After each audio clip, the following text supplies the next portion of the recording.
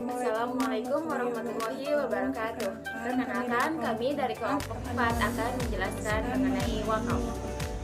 Yang beranggotakan Nama Fari Hoirunisa dengan NIM 2008311. Nama saya Lia Purnomasari dengan NIM 2000489. Perkenalkan, nama saya Rizky Muhammad Jidan dengan NIM 2003333.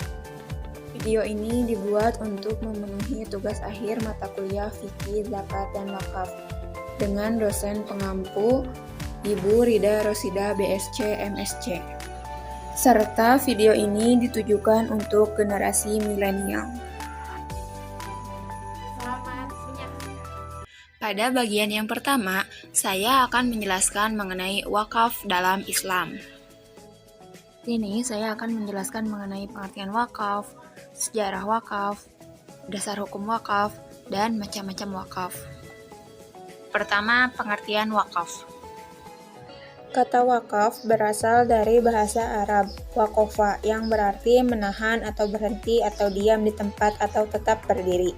Kata wakofa yakifu wakfan sama artinya dengan habasa yahbisu tahbisan. Sedangkan para ahli fikih berbeda dalam mendefinisikan wakaf menurut istilah, sehingga mereka berbeda pula dalam memandang hakikat wakaf itu sendiri. Berbagai pandangan tentang wakaf menurut istilah sebagai berikut. Pertama, wakaf menurut Abu Hanifah. Wakaf adalah menahan suatu benda yang menurut hukum tetap milik si wakif dalam rangka mempergunakan manfaatnya untuk kebajikan. Berdasarkan definisi itu, maka pemilikan harta wakaf tidak lepas dari wakif. Bahkan, ia dibenarkan menariknya kembali dan ia boleh menjualnya. Jika si wakif wakaf, harta tersebut menjadi harta warisan buat ahli warisnya. Jadi, yang timbul dari wakaf hanyalah menyumbangkan manfaat. Karena itu, mazhab Hanafi mendefinisikan wakaf adalah tidak melakukan suatu tindakan atau suatu benda yang berstatus tetap sebagai hak milik dengan menyerahkan manfaatnya kepada suatu pihak kebajikan atau sosial, baik sekarang maupun akan datang. Kedua, menurut mazhab Maliki. Mazhab Maliki berpendapat bahwa wakaf itu tidak melepaskan harta yang diwakafkan dari kepemilikan wakif. Namun, wakaf tersebut mencegah wakif melakukan tindakan yang dapat melepaskan kepemilikannya atas harta tersebut kepada yang lain. Dan wakif berkewajiban menyedekahkan manfaatnya serta tidak boleh menarik kembali wakafnya. Perbuatan si wakif menjadikan manfaat hartanya untuk digunakan oleh mustahik, walaupun yang dimilikinya itu berbentuk upah atau menjadikan hasilnya untuk dapat digunakan seperti mewakafkan uang. Wakaf dilakukan dengan mengucapkan lafaz wakaf untuk masa tertentu sesuai keinginan pemilik. Dengan kata lain, pemilik harta menahan benda itu dari penggunaan secara pemilikan, tetapi membolehkan pemanfaatan hasilnya untuk tujuan kebaikan, yaitu pemberian manfaat benda secara wajar, sedang benda itu tetap menjadi milik si wakif. Perwakafan itu berlaku untuk suatu masa tertentu, dan karenanya tidak boleh disyaratkan sebagai wakaf kekal. Yang ketiga, wakaf menurut mazhab Syafi'i dan Ahmad bin Hambal. Syafi'i dan Ahmad berpendapat bahwa wakaf adalah melepaskan harta yang diwakafkan dari kepemilikan wakif setelah sempurna prosedur perwakafan. Wakif tidak boleh melakukan apa saja terhadap harta yang diwakafkan, seperti perlakuan pemilik dengan cara pemilikannya kepada yang lain baik dengan takaran atau tidak. Jika wakif wafat, harta yang diwakafkan tersebut tidak dapat diwarisi oleh ahli warisnya. Wakif menyalurkan manfaat harta yang diwakafkannya kepada mauquf alaih sebagai sedekah yang mengikat, di mana wakif tidak dapat melarang penyaluran sumbangannya tersebut.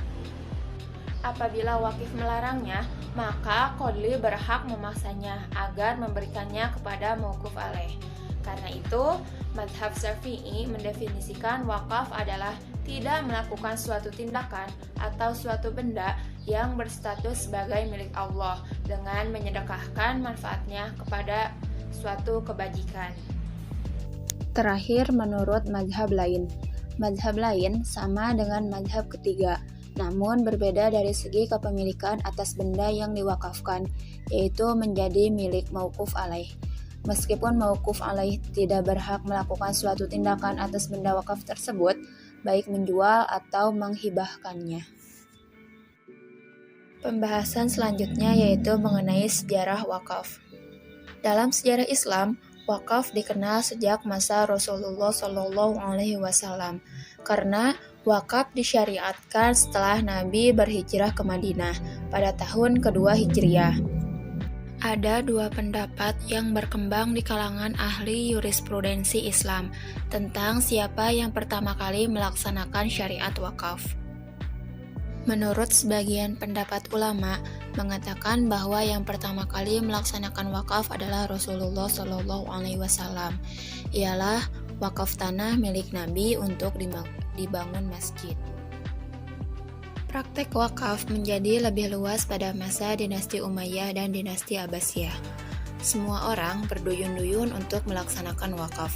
Dan wakaf tidak hanya untuk orang-orang fakir dan miskin saja, tetapi wakaf menjadi modal untuk membangun lembaga pendidikan, membangun perpustakaan, dan membayar gaji para stafnya, gaji para guru, dan beasiswa untuk para siswa dan mahasiswanya. Wakaf pada mulanya hanyalah keinginan seseorang yang ingin berbuat baik dengan kekayaan yang dimilikinya dan dikelola secara individu tanpa ada aturan yang pasti. Namun, setelah masyarakat Islam merasakan betapa manfaatnya lembaga wakaf, maka timbullah keinginan untuk mengatur perwakafan dengan baik. Kemudian dibentuk lembaga yang mengatur wakaf untuk mengelola, memelihara dan menggunakan harta wakaf, baik secara umum seperti masjid atau secara individu atau keluarga. Sejak masa Rasulullah, masa kekhalifahan dan masa dinasti-dinasti Islam, sampai sekarang wakaf masih dilaksanakan dari waktu ke waktu di seluruh negara muslim, termasuk di Indonesia. Hal ini terlihat dari kenyataan bahwa lembaga wakaf yang berasal dari agama Islam ini telah diterima menjadi hukum adat bangsa Indonesia. Di samping itu, suatu kenyataan pula bahwa di Indonesia terdapat banyak benda wakaf, baik wakaf benda bergerak atau benda tidak bergerak. Kalau kita perhatikan di negara-negara muslim lain, wakaf mendapat perhatian yang cukup sehingga wakaf menjadi amal sosial yang mampu memberikan manfaat kepada masyarakat banyak. Dalam perjalanan sejarah wakaf terus berkembang dan akan selalu berkembang bersamaan dengan laju perubahan zaman dengan berbagai inovasi-inovasi yang relevan. Di Indonesia sendiri, saat ini wakaf mendapat perhatian yang cukup serius dengan akan dikeluarkannya Undang-Undang Wakaf sebagai upaya pengintegrasian terhadap. Selanjutnya mengenai pembahasan dasar hukum wakaf. Dalil yang menjadi dasar disyariatkannya ibadah wakaf bersumber dari yang pertama ayat Al-Quran, itu antara lain pertama Quran surat Al-Hajj ayat 77. Ya ayyuhalladzina amanu rka'u wasjudu wa'budu rabbakum waf'alul khaira la'allakum tuflihun. Yang kedua Quran surat Ali Imran ayat 92. لن تنالوا البر حتى تنفقوا مما تحبون وما تنفقوا من شيء فإن الله به عليم. Yang ketiga, Quran Surat Al-Baqarah ayat 261. مثل الذين ينفقون أموالهم في سبيل الله كمثل حبة أنبتت 7 سنابل في كل سنبلة 100 حبة والله يضاعف لمن يشاء والله واسع عليم. Hukum yang kedua berasal dari sunnah Rasulullah. Salah satu hadis tentang wakaf yaitu hadis riwayat Muslim dari Abu Hurairah radhiyallahu anhu. Sesungguhnya Rasulullah Shallallahu alaihi wasallam bersabda, apabila anak Adam atau manusia meninggal dunia, maka putuslah amalnya, kecuali 3 perkara. Pertama, sedekah jariyah, yang kedua, ilmu yang bermanfaat, dan yang ketiga, anak soleh yang mendoakan orang tuanya. Pembahasan yang terakhir mengenai macam-macam wakaf.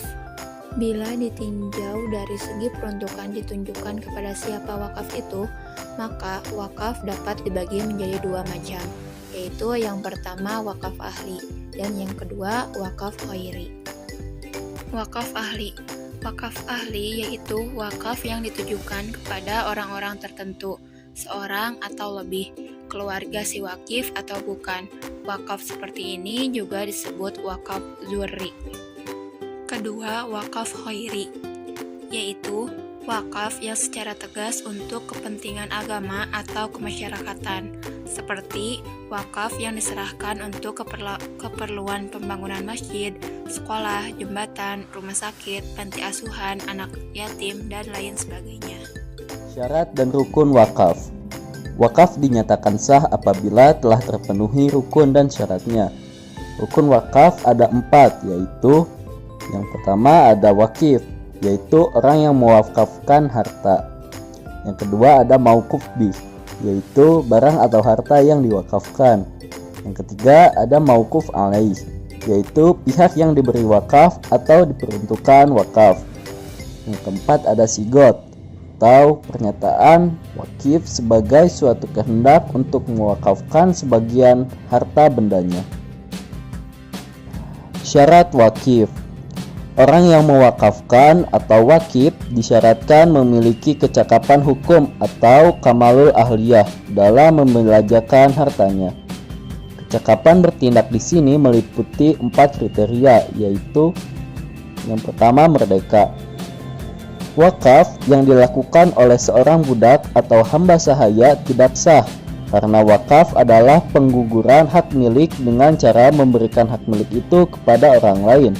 Sedangkan hamba sahaya tidak memiliki hak milik dirinya dan apa yang dimilikinya adalah kepunyaan tuannya. Namun demikian, Abu Zahroh mengatakan bahwa para fuqaha sepakat budak itu boleh mewakafkan hartanya bila ada izin dari tuannya, karena ia sebagai wakil darinya. Yang kedua, berakal sehat. Wakaf yang dilakukan oleh orang gila tidak sah hukumnya karena ia tidak berakal, tidak mumayyiz, dan tidak cakap melakukan akad serta tindakan lainnya. Demikian juga wakaf orang lemah mental atau dalam kurung idiot, berubah akal karena faktor usia, sakit atau kecelakaan, hukumnya tidak sah karena akalnya tidak sempurna atau tidak cakap untuk menggugurkan hak miliknya. Yang ketiga, dewasa atau balik. Wakaf yang dilakukan oleh anak yang belum dewasa atau balik, hukumnya tidak sah karena dipandang tidak cakap melakukan akad dan tidak cakap pula untuk menggugurkan hak miliknya.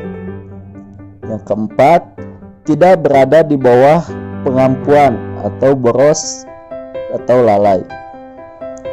Orang yang berada di bawah pengampuan dipandang tidak cakap untuk berbuat kebaikan atau tabaru, maka wakaf yang dilakukannya hukumnya tidak sah.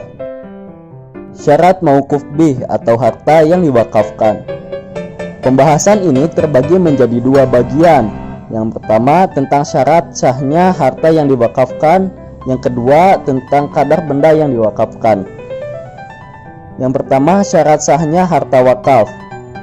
Harta yang akan diwakafkan harus memenuhi syarat sebagai berikut. Yang pertama, harta yang diwakafkan harus mutaqawam.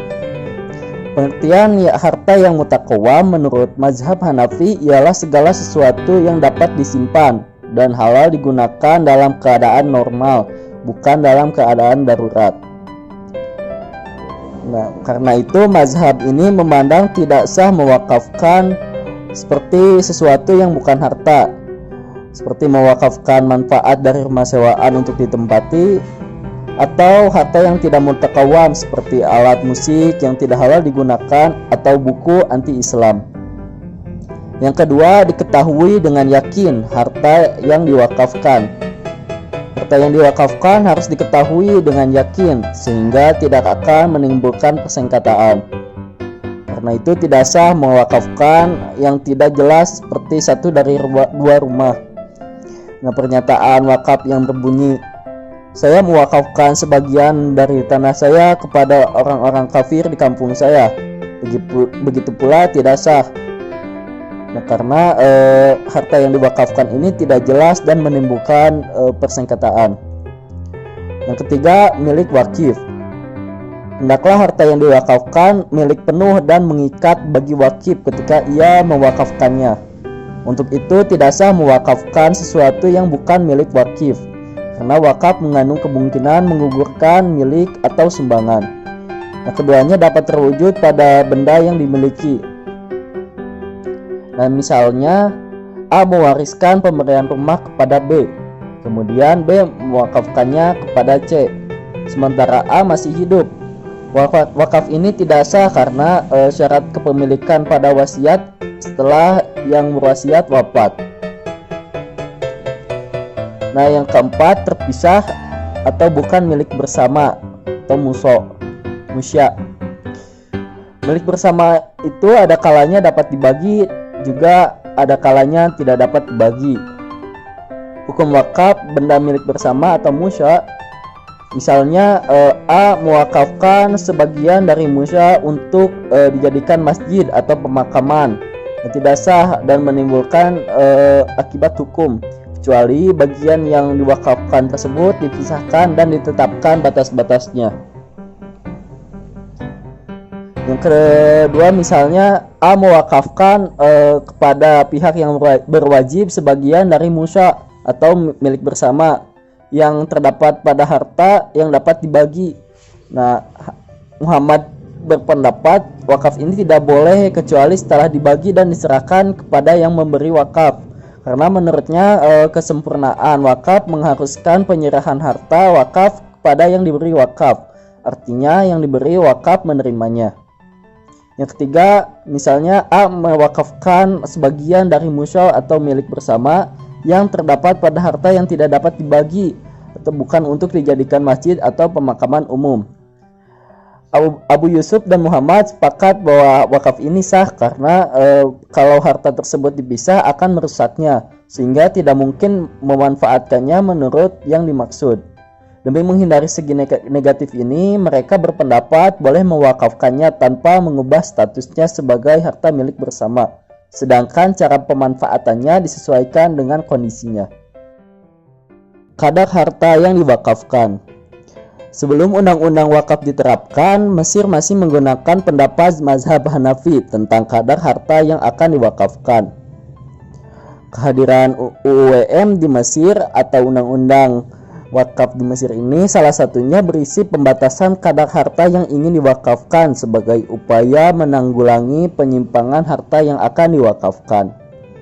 Dalam hal ini, UUWM tidak menghargai sepenuhnya atas keinginan wakif untuk mewakafkan seluruh hartanya, kecuali jika wakif ketika wafat tidak mempunyai ahli waris dari keturunannya, ayah ibunya, istrinya, atau istri-istrinya.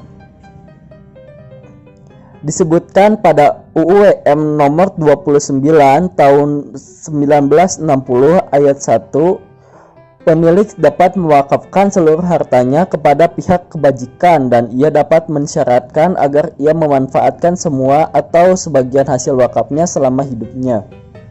Apabila ketika ia wafat meninggalkan ahli waris dan keturunannya dan istrinya atau istri-istrinya atau ayah ibunya, maka wakafnya yang lebih dari sepertiga harta pusakanya menjadi batal. Nah, tujuan pembatasan kebebasan wakif tersebut ialah menanggulangi penyelewengan wakif dalam memberikan wakaf dan menyelaraskan UU wakaf dengan UU wasiat. Syarat mauquf alaih atau yang diberi wakaf. Para ulama berbeda pandangan mengenai hal ini. Sebut saja mazhab Hanafi, mazhab Maliki, dan mazhab Syafi'i. Dan yang akan saya bahas di sini adalah syarat mauquf alaih menurut mazhab Syafi'i dan Hambali. Nah, secara khusus ahli fikih dari mazhab Syafi'i membagi tempat penyaluran wakaf ini menjadi dua bagian. Yang pertama itu orang tertentu, baik satu orang atau jemaah tertentu. Dan yang kedua, tidak tertentu. Nah, kepada orang yang tertentu terbagi lagi menjadi 3 bagian. Yang pertama, wakaf kepada diri sendiri. Dalam hal ini, para ulama mazhab Syafi'i ada yang membolehkan dan tidak membolehkan. Maksudnya di sini adalah contohnya wakif mewakafkan hartanya kepada fakir miskin dengan syarat ia ikut mendapatkan hasil wakafnya. Dan yang kedua, ada wakaf kepada muslim atau muslimat. Dalam hal ini tentu saja dibolehkan.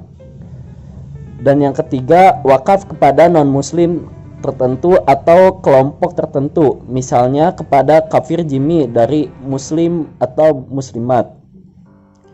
Nah, Imam Nawawi di sini menjelaskan hukumnya sah wakaf kepada kafir jimmi tertentu, baik dari muslim maupun dari kafir jimmi juga.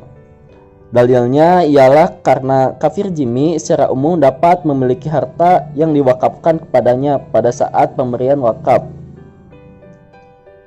Dan yang kedua, ada wakaf kepada yang tidak tertentu. Nah, wakaf yang tidak tertentu ini terbagi menjadi 2 lagi. Yang pertama ada wakaf umum yang mengandung unsur maksiat. Dan yang kedua ada wakaf umum yang tidak mengandung unsur maksiat. Selanjutnya bagian 3, yaitu contoh dan bagaimana rukun wakaf tersebut. Yang pertama, ada wakaf atas tanah untuk pembangunan Masjid Sabilur Rasyad. Yang mewakafkannya adalah Pak Haji Jamhari bin Mahmud. Beliau mewakafkan tanah seluas 1.398 meter persegi. Penerima manfaat wakaf tersebut adalah warga Kelurahan Lepasan, Bakumpai di Kalimantan Selatan. Bagaimana ikrar wakafnya? Saya menyerahkan atau mewakafkan sebidang tanah untuk lokasi pembangunan Masjid Sabilur Rasyad seluas 1.398 meter persegi. Berikut dokumen kepemilikan atas tanah tersebut yang terletak di Kelurahan Lepasan RT 17 RW 6 dengan persil 00606 dan kepada Panitia Pengelolaan dan Pembangunan Masjid Sabilur Rasyad Kelurahan Lepasan. Hasilnya, saya menerima wakaf tanah dari Anda seluas 1.398 meter persegi untuk pembangunan masjid. Kedua, ada wakaf atas tanah untuk sarana pendidikan, sekolah, pesantren, tempat ibadah. Yang mewakafkannya adalah Pak Yaskur. Beliau mewakafkan tanah seluas 11.943 meter persegi.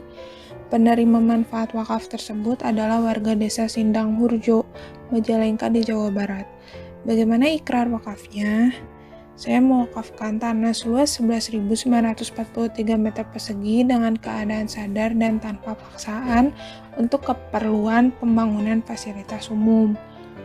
Hasilnya, saya terima wakaf dari Anda. Semoga Allah Subhanahu wa Ta'ala meridhoi dan semua warga mendapatkan kebermanfaatan. Yang ketiga, ada wakaf atas tanah di Singapura untuk pembangunan Masjid Omar Kampung Malaka. Yang mewakafkannya adalah Syekh Syarif Omar bin Ali Al-Junid. Beliau mewakafkan tanah. Penerima manfaat wakaf tersebut adalah warga Muslim Singapura, tepatnya warga yang berada di Keng Chow Street of Havelock Road. Beliau berwakaf melalui Majelis Agama Islam Singapura. Yang keempat, ada wakaf atas tanah untuk rumah tempat tinggal jamaah haji asal Aceh. Yang mewakafkannya adalah Pak Yaskur. Beliau mewakafkan tanah. Penerima manfaat wakaf tersebut adalah jamaah haji yang berasal dari Aceh.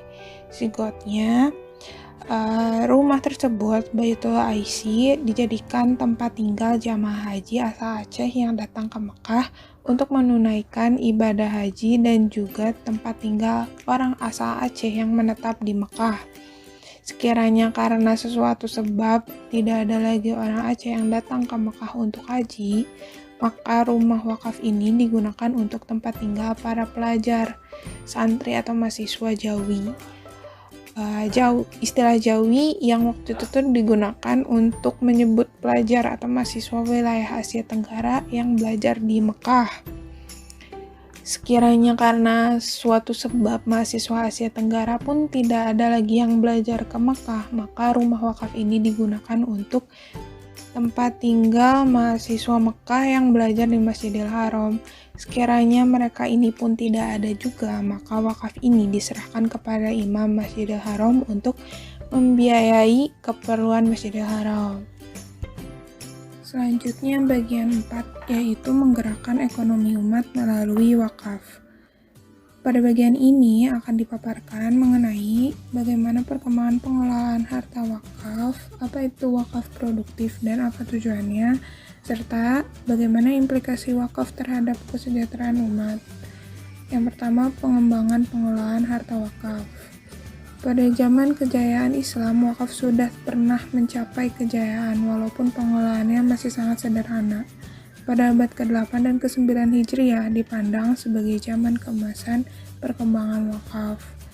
Pada saat itu, wakaf meliputi berbagai benda, yakni masjid, mushola, sekolah, tanah pertanian, rumah, toko, kebun, pabrik roti, pembangunan kantor, gedung pertemuan dan perniagaan, bazar, pasar, tempat pemandian, tempat pemangkasan rambut, pabrik sabun, pabrik penetasan telur, dan lain-lain. Sudah menjadi kebiasaan pada waktu itu bahwa sultan atau penguasa pada saat itu selalu berusaha untuk mengekalkan dan mendorong orang untuk mengembangkan wakaf terus-menerus. Di beberapa negara seperti Mesir, Yordania, Saudi Arabia, dan Turki, wakaf selalu berupa sarana dan prasarana ibadah dan pendidikan, juga berupa tanah pertanian, perkebunan, flat, uang, saham, real estate, dan lain-lain yang semuanya dikelola secara produktif. Dengan demikian, hasilnya benar-benar dapat dipergunakan untuk mewujudkan kesejahteraan umat. Contohnya di Turki. Di Turki, pengelolaan wakaf tidak hanya dikelola oleh mutawali, tapi juga oleh Lembaga Direktorat Jenderal Wakaf. Betapa serius Turki mengurusi dan mengembangkan wakaf. Direktorat Jenderal Wakaf tidak hanya mengelola wakaf, tapi juga memberikan supervisi dan kontrol terhadap wakaf yang dikelola oleh mutawali. Bahkan sebuah lembaga yang memobilisasi sumber-sumber wakaf untuk membiayai bermacam-macam jenis proyek joint venture adalah Wakaf Bank and Finance Corporation. Peran Dirjen Wakaf di Turki begitu besar dalam pengelolaan wakaf dengan terus-menerus mengembangkan harta wakaf secara produktif melalui upaya komersial dan hasilnya untuk kepentingan sosial. Lalu yang kedua, wakaf produktif. Nah, pemahaman dan pemberdayaan harta wakaf di kalangan umat Islam telah mengalami perubahan yang signifikan. Dari waktu ke waktu, pemahaman wakaf produktif pun semakin berkembang dan komprehensif, yang bertujuan untuk mengembangkan ekonomi untuk kepentingan sosial masyarakat. Karena itu, umat Islam telah menemukan wajah ekonomi baru yang muncul dari wakaf, yaitu dengan cara mendirikan yayasan atau lembaga pengembangan ekonomi berorientasi pada pelayanan masyarakat. Ini menunjukkan betapa pentingnya pemberdayaan harta wakaf produktif untuk meningkatkan ekonomi umat. Nah, pengertian wakaf produktif itu sendiri adalah sebuah skema pengelolaan donasi wakaf dari umat, yaitu dengan memproduktifkan donasi tersebut hingga mampu menghasilkan surplus yang berkelanjutan. Donasi wakaf dapat berupa benda bergerak seperti uang dan logam mulia maupun benda yang tidak bergerak seperti tanah dan bangunan. Surplus wakaf produktif inilah yang menjadi sumber dana abadi bagi pembiayaan kebutuhan umat. Dalam wakaf produktif terdapat dua macam wakaf, yaitu uang dan saham. Wakaf uang dalam bentuknya dipandang sebagai salah satu solusi yang dapat membuat wakaf menjadi lebih produktif karena uang di sini tidak lagi dijadikan alat tukar-menukar saja. Wakaf uang dipandang dapat memunculkan suatu hasil yang lebih banyak. Lalu saham. Saham sebagai barang yang bergerak juga dipandang mampu menstimulus hasil-hasil yang dapat didedikasikan untuk umat.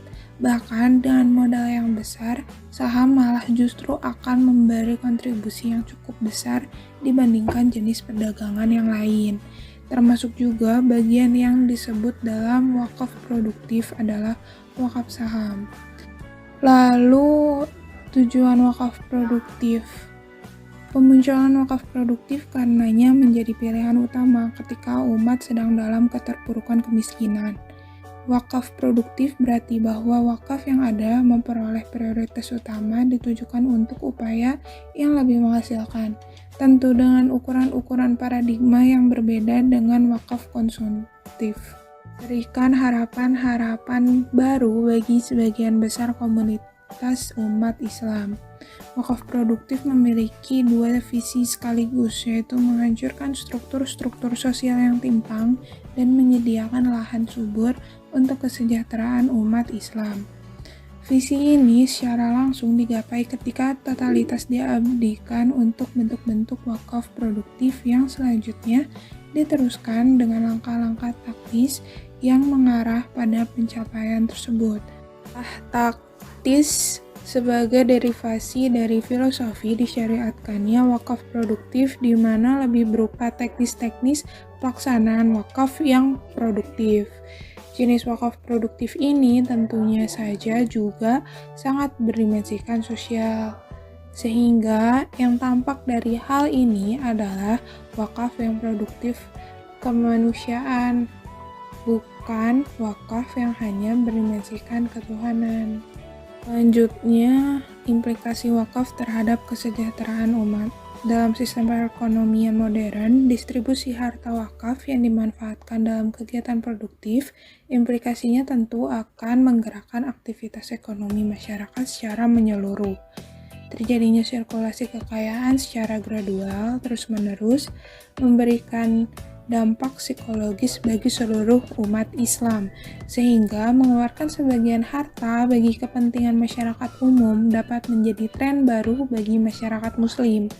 Sebab distribusi kekayaan, khususnya harta wakaf, sudah menjadi kewajiban dan tanggung jawab bagi seorang muslim yang mampu untuk mengeluarkan sebagian harta yang tujuan dimanfaatkan dalam kegiatan muamalah. Pemanfaatan harta wakaf dalam peningkatan kesejahteraan umat Islam, khususnya pada masa yang akan datang, dapat terrealisasikan dengan melibatkan berbagai komponen masyarakat, mulai dari penguasa, pengusaha, ulama, dan masyarakat. Sebab konteks wakaf secara general adalah suatu harta kekayaan yang diserahkan wakif kepada mauquf alaih untuk dikelola dan dimanfaatkan bagi kepentingan dan kemaslahatan umat.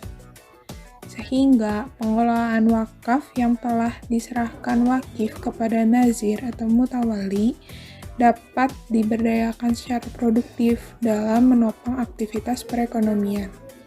Konteks wakaf pada dasarnya saat ini adalah bertujuan mendistribusikan kekayaan dalam rangka memberi ruang gerak pada setiap muslim untuk menikmati harta kekayaan yang terkonsentrasi pada satu pihak, sehingga terjadi sirkulasi kekayaan dalam membantu masyarakat dalam usaha meningkatkan kemampuan mencapai kesejahteraan.